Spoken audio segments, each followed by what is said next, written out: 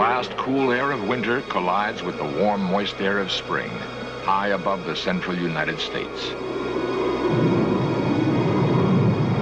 Then, suddenly, terror. Smashing and twisting its way across the land with winds in excess of 200 miles per hour, a tornado strikes.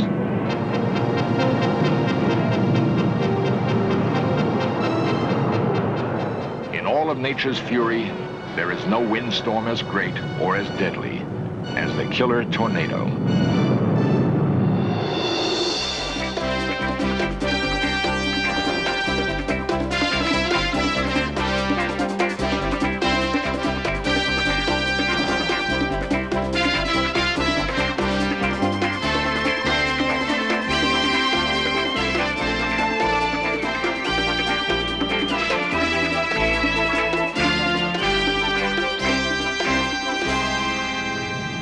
Each year they return, eclipsing the warmth of spring with the cold shadow of death. The tornadoes etch their mark, then vanish, unpredictable and unstoppable. Aided by advanced technologies, researchers and scientists probe the mysteries of the greatest of all storms, the tornado.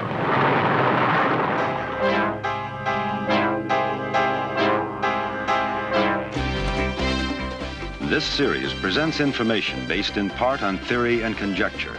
The producer's purpose is to suggest some possible explanations, but not necessarily the only ones, to the mysteries we will examine.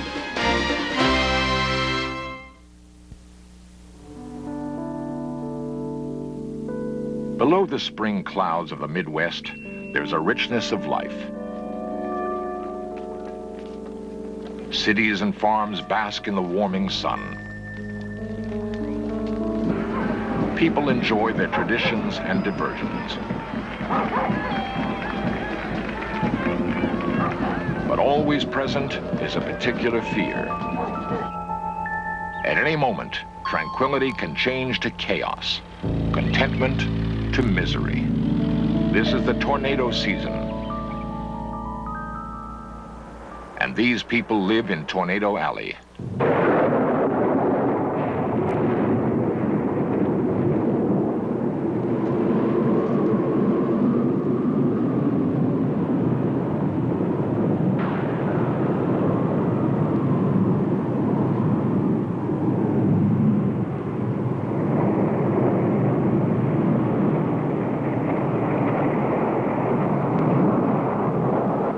Statistics say that a city within a tornado area will be hit only once in every 250 years.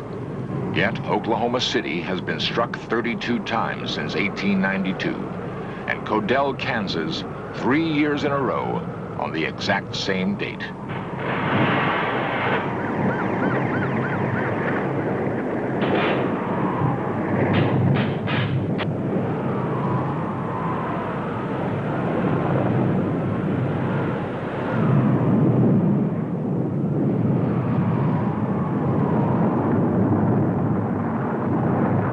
In 1974, 148 tornadoes killed 300 people and injured 6,000 more across 13 states, all in the same day.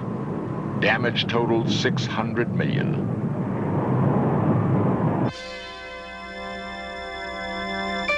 Tornadoes attack the land with circular winds that topple structures and send bits of metal and wood through the air with lethal velocity. It is not unusual for steel to be pierced by a fragment of wood or victims to vanish forever. The force within a tornado is equal to all the energy in the United States running full power for 5 minutes. Survivors of a recent tornado in Holton, Kansas, comment on their experience with the twister. Everybody respects them, I believe. I know I sure do. You just never can tell what they will do or where they will hit. I know these tornadoes here, they hit, and then they bounce up, and then they come back down just like rubber balls. You just know where they're going to hit next. think pretty much that they fear them, but yet they keep an eye on them. If the tornado's coming, a lot of them can see it 4 or 5 miles away, and they will keep an eye on it instead of going to the basement where they should go. The worst disaster we had here was in the trailer, the mobile home, and there was 4 people in it when the tornado hit it, and apparently they were not warned. The trailer, it set right up yonder, and as you can see, it was carried down here, and the frame sets over here, and it just looked like it picked it up and blew it up. They found a woman and a little girl approximately around a quarter of a mile from the scene. The father of the little girl, he died long in the night that same evening. To millions of people, tornadoes are a frighteningly real part of everyday life. Each year, the United States suffers damage in the millions. The value of the lives lost is, of course, incalculable. The tornado is the fiercest of all storms. Unlike the hurricane, it can unleash its fury with virtually no warning, bursting forth from the storm in an instant to ravage the earth for seconds or as long as 3 hours. Hoping to increase the crucial warning time the public needs to avoid tragedy, a counteroffensive is being waged by a dedicated group of men and women who are probing this mysterious and lethal phenomenon. Well, what I've prepared here is a sketch of an actual thunderstorm. It's a vertical cross-section, and the red arrows here indicate the major updraft within the storm, and the blue indicates the downdraft. Men such as Dr. Ernest Agee and his associates at Purdue University hope to answer the most basic question of all. What makes a tornado behave the way it does? Utilizing a tornado simulator, they seek clues to the cause of the devastating winds that form the tornado funnel.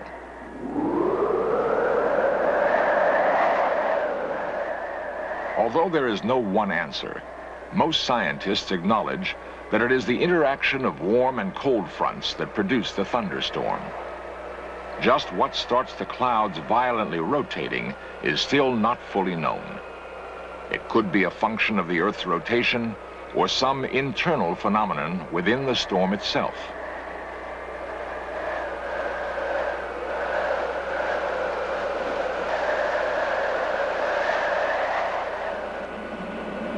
Observing the effects of a simulated tornado on this model city provides graphic evidence of the power of the wind and its vacuum effect on buildings.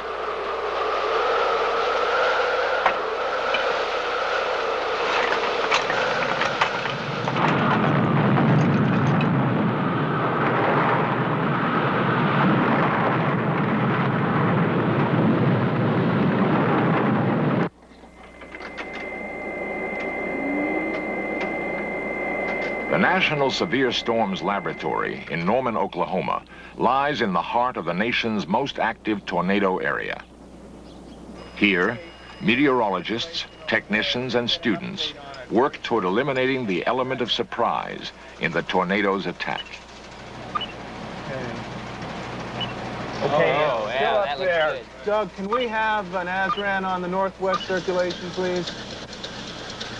We still are maintaining very high standard. Locked in a race against death and destruction, they utilize radar, satellites, computers, and eyewitness observations to scan the skies throughout the year in order to anticipate disaster. By analyzing and interpreting data, they attempt to provide the crucial lead time that spells the difference between early warning and tragedy. During the tornado season, the day begins with interpretation of the satellite photo by meteorologist John Weaver.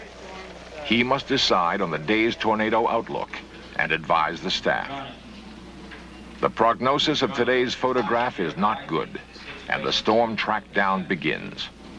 Upper vertical wind structure is conducive to tornado generation, winds increasing and varying with height. The maximum wind in this sounding, although it's not showing here, is 70 knots aloft. I do expect, as I say, there's a very high probability of tornado formation in any storms which fire up along this warm front north of the low. 22,000 miles in space, a satellite confirms the telltale signs of a towering thunderstorm, parent to the tornado.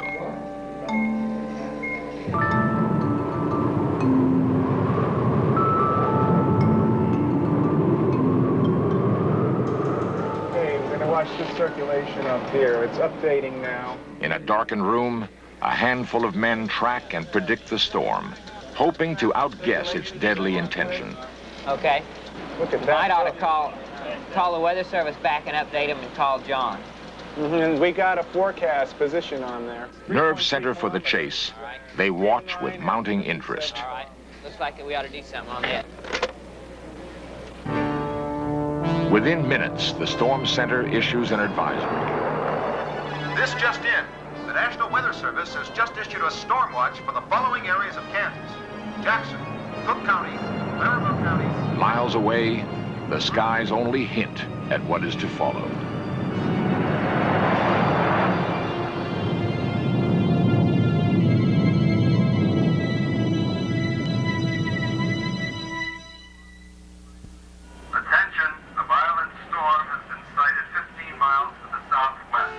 With the storm's approach, citizens are warned to take cover, possibly for their lives. This area is under a tornado alert.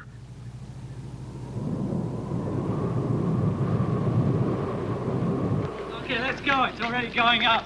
Racing against time, an intercept chase team heads out to find the storm system and document the tornado's formation without becoming victims themselves.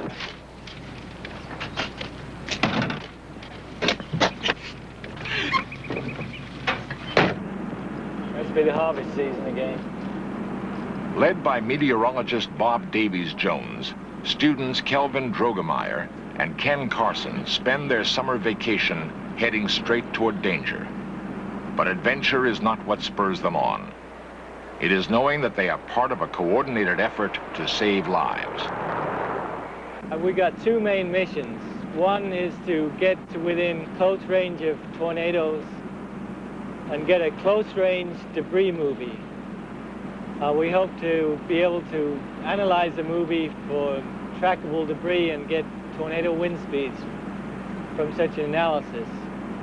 Our other mission is to verify tornado signatures which are seen on the Doppler radar. Okay, John, we'll take the LG exit and head west.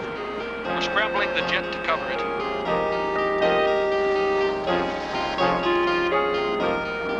Aerial observation and recording of the storm's activity is initiated using a specially equipped F-4 Phantom jet. Okay, John, we're just turning onto I-35 just outside the lab. We're going to head south on Highway 76. Flying near the speed of sound, the pursuit plane penetrates the storm system.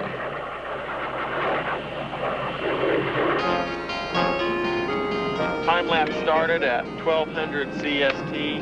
Setting up near the storm's edge, the chase team focuses on the most promising area for tornado formation. Developments. We'll be time-lapsing at 1 frame per second. Bob's camera records nuances of cloud activity hidden to the naked eye. You want this 1 frame per second? Yeah.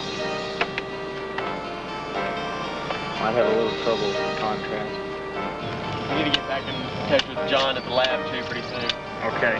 Missile suit or control, do you copy, John? Okay, John, I copy. What kind of sky cover do you have?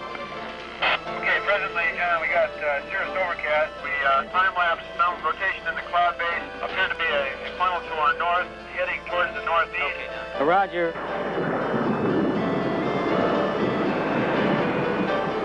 Just been up on the observation deck, and there's a big new set of towers building into the southwest side of that El Reno. Okay, store. thank you, Brad. OU1, do you copy? Okay, controllers, OU1, go ahead.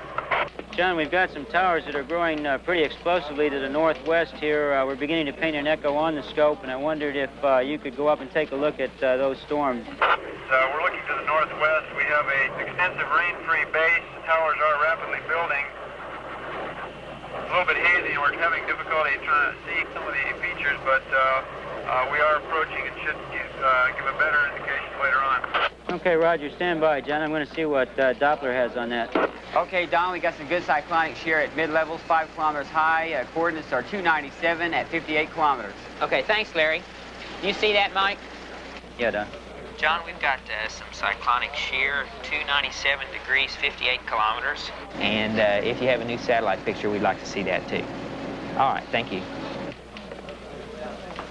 Interpreting local cloud patterns, the chase team narrows in on the storm.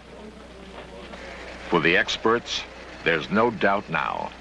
A tornado is forming. Guys, that storm up by Oak City. As information comes in, the worst seems imminent.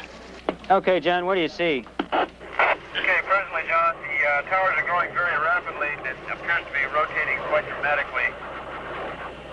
The appearance from here, John, looks like a rotating atomic bomb.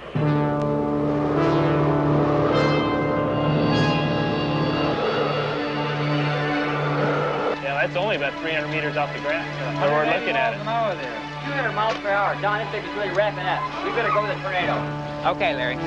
Call Tinker. This is Don Burgess in SSL Norman. I'd like to issue you a tornado advisory for a storm that's 300 degrees at 20 nautical miles. I would put it right over the city.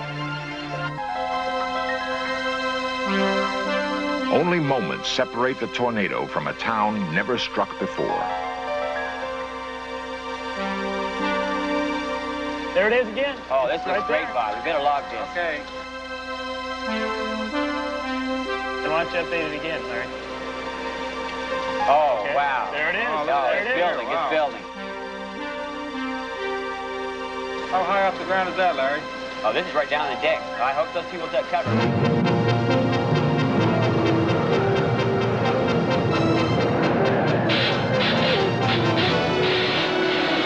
Chase Control, this is OU1. Go ahead, OU1. Roger, John, we have debris, a tornado on the ground just to our southwest.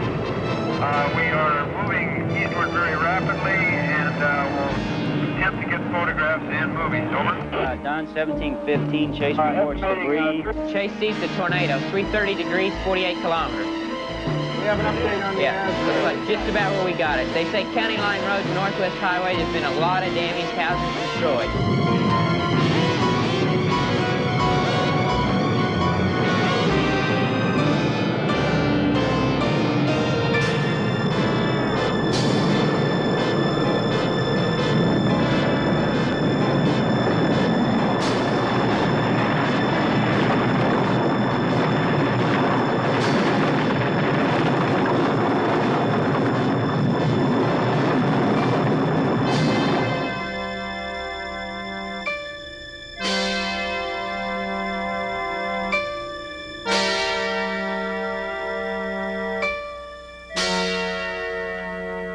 For some, being lucky means the storm missed them.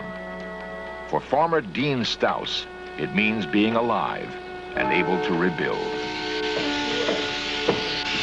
Yeah, we lost cows and calves and sows and some pigs, and I've still got some sows missing, haven't come back.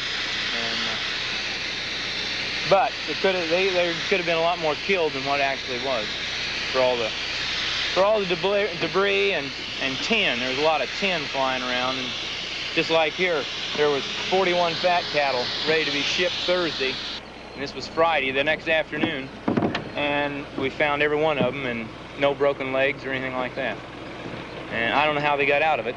You can just see that stuff just pounded right in the ground, and they got away. Dean's wife, Karen, was alone in the cellar with her infant when the tornado struck. I could hear things breaking, but I had no conception of the wind or anything because I was singing lullabies as I was feeding my son his food. And I didn't know the roof was off or the windows were out until I opened the door to the basement and could see the sky. And usually there's 2 flights of stairs going up to the attic, and they weren't there. Until now, you know, you haven't been actually in contact. We helped back in, when there was tornadoes south of here in Topeka and Meriden area, Silver Lake, when I was these boys' size. And, you know, I just never was personally involved, of course. But I am now. I guess it frustrates me so much that people are primarily concerned with the house, and the house can be rebuilt with income, that if we don't get the farm going, we don't have any income. But had it not been for advance warning, Karen Stouse and her baby might have been added to this year's list of fatalities. A list that is diminishing because of the dedication and skill of the men and women of the National Severe Storms Laboratory.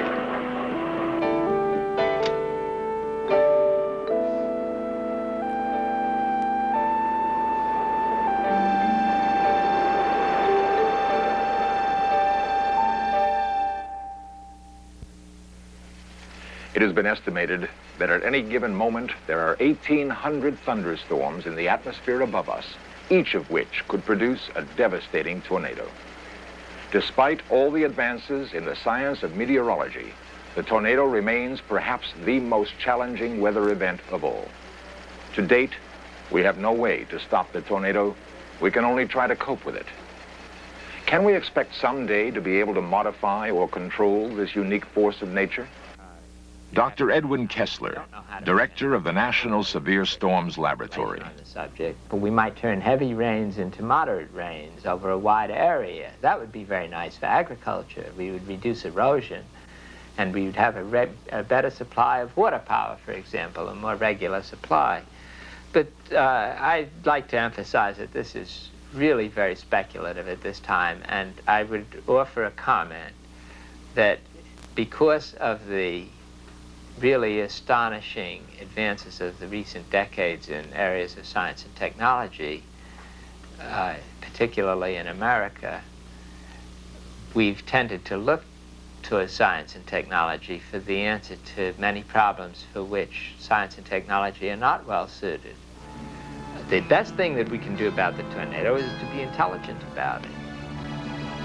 Heed the warnings, observe the clouds, so that you guide yourself intelligently in this marvelous atmosphere that God has provided for us.